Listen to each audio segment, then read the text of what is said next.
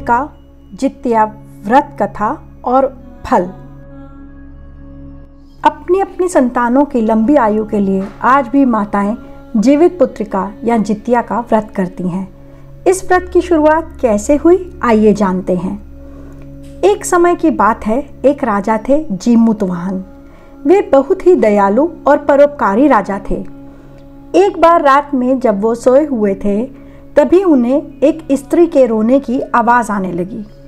वे उठकर उस स्त्री के पास गए और उन्होंने उससे रोने का कारण पूछा।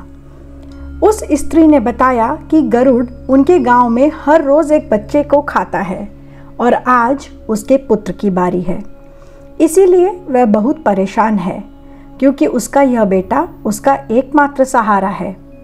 स्त्री को रोते देख राजा ने कहा कि वह चिंता ना करे, आज गरुड़ के पास उसका पुत्र नहीं, वे खुद जाएंगे। कुछ ही देर में राजा उस स्थान पर पहुंच गए जहां गरुड़ भोजन में मनुष्यों को खाता था। अपना भोजन आया देख गरुड़ ने राजा जीमूतवाहन के मांस को भी नोचना शुरू कर दिया। राजा ने अपना संयम बनाए रखा और यह देखकर गरुड़ ने उनसे पूछा कि आखिर वे हैं कौन। राजा ने अपना परिचय दिया और बताया कि वह राजा जीमूतवाहन है और साथ ही यह भी कहा कि उनसे उस स्त्री का दुख देखा नहीं गया जिसके पुत्र की आज बारी थी, इसीलिए भोजन के रूप में वे स्वयं खुद ही आ गए। राजा की दयालुता देखकर गरुड़ देव ने राजा को वर मांगने को कहा। राजा ने तुरंत ही गरुड़ से कहा कि अभी तक उन्होंने जितने भी बालकों को अपना आहार बनाया है, गरुड़ देव उन्हें तुरंत ही जीवित कर दें। गरुड़ देव ने भी ऐसा ही किया और नागलोक से अमृत लाकर वहां पड़े सभी मनुष्यों के कंकालों पर छिड़क दिया और देखते ही देखते सभी बालक जीवित हो गए। राजा की ओर देखकर गरुड़ देव ने कहा कि आज यानी अश्विन मास की सप्तमी रहित कृष्ण अष्टमी के दिन तुमने अपनी प्रजा को जीवन दान दिया है।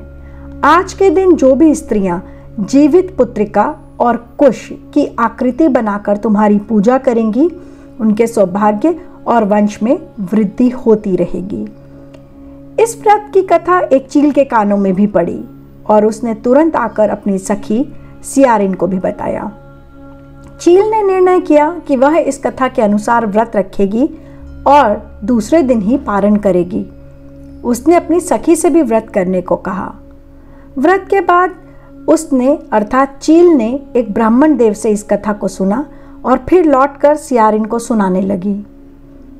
ये क्या, कथा तो अभी सिर्फ आधी ही हुई थी, लेकिन सियारिन को भूख लगने लगी और वह शमशान पहुंच गई। वहां उसने मांस खाया और दूसरी तरफ चील, जो शांत मन से पेड़ में बैठी बैठी व्रत कर रही थी, उसने अगले दिन जाकर गौशाला में गाय का दूध पीकर अपना व्रत पूरा किया। कुछ समय के बाद ही उन दोनों की मृत्यु हो गई और उनका जन्म एक साहूकार के घर में हुआ। सियारिन बड़ी पुत्री बनी और चील छोटी पुत्री। बड़ी पुत्री का विवाह एक राजा के संग किया गया, वहीं छोटी पुत्री का विवाह मंत्री के साथ हुआ। दोनों ही अपने जीवन में खुश थीं, लेकिन रानी की संतानें जन्म लेते ही मृत्यु को प्राप्त हो जाती। वहीं छोटी बहन ने 8 पुत्रों को जन्म दिया। अपनी बहन के पुत्रों को देख देख कर रानी को ईर्ष्या होती। एक दिन रानी ने अपने पति से कहा कि वे अगर उसे जीवित देखना चाहते हैं तो उसकी बहन के पुत्रों को भी वे मृत्यु को सौंप दें। जैसे उसके पुत्र जीवित नहीं हैं, वैसे ही उसकी बहन के पुत्र भी इस दुनिया में नहीं रहने चाहिए। अपनी पत्नी की बात मानकर राजा ने मंत्री के 8 पुत्रों को मार दिया और उनके सिर को काटकर उनकी माता के पास पहुंचा दिया। मंत्री की पत्नी, जो पूर्व जन्म की ज्ञाता थी, अभी भी जीवित पुत्रिका व्रत का पालन करती थी। उसके व्रत के पुण्य के कारण वे सभी शीश बहुमूल्य जवाहरात में बदल गए और कुछ ही देर में उसके सभी पुत्र सुरक्षित अपनी माता के पास लौट आए। अपनी बहन के पुत्रों को जीवित देखकर रानी को बहुत आश्चर्य हुआ। उसने अपनी बहन के पास जाकर पूछा कि आखिर उसने ऐसा कौन सा पुण्य किया है कि बार बार मरे हुए उसके पुत्र पुनः जीवित हो जाते हैं।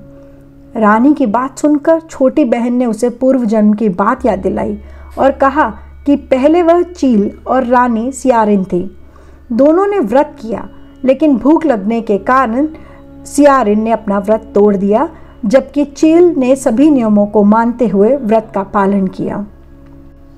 अपनी छोटी बहन की बात सुनकर रानी ने भी जीवित पुत्रिका का व्रत किया और पूरे नियमों के साथ उसका पालन किया।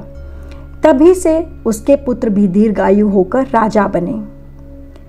स्त्रियां जो चिरंजीवी संतान चाहती हैं, उन्हें विधि पूर्वक इस व्रत को करना चाहिए। ओम नमः शिवाय।